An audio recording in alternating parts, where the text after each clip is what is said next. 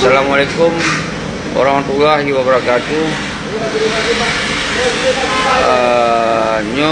Kita terpegot KTA ada nama GAM Independen atau DCRA. Jadi yang berangkat bangsa Aceh yang ingin menjadi yang memiliki kartu DCRA atau GAM Independen, kirim foto, semoga katanya beramai. Semoga katanya beramai yang dong itu. Jadi yang kamat KTA berarti kamu setia dong itu. Jadinya tu yang belum sampaikan Pak Undro ke tujuan DCRA-nya yang sangat penting, katanya tak kampanye tinggalkan partai politik. Anjek pilih-pilih ni karena hana makna, hana bermanfaat untuk bangsa Aceh. Karena partainya adalah untuk yang minta kerja baik.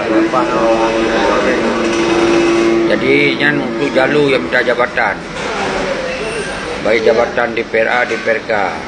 Jadi bagi kitanya di CRA-nya tak kampanye baik pilih-pilih ni.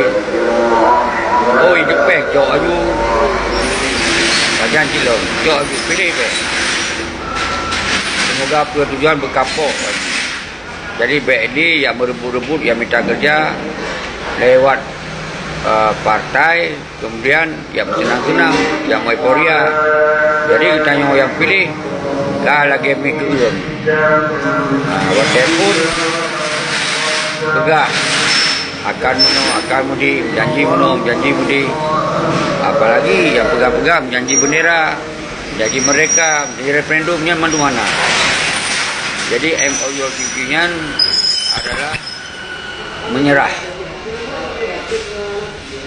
Jadi GAM Malik Mahmud menyerah.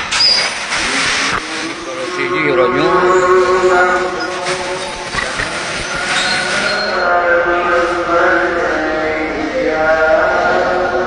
mandum bangsa Aceh luar dan dalam, dia pegang kartunya, dia sebagai orang yang dong di garis depan.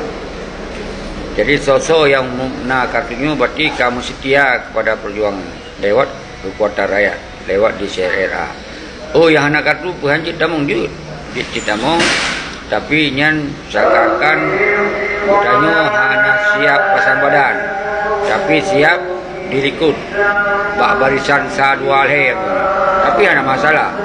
Oh, yang siap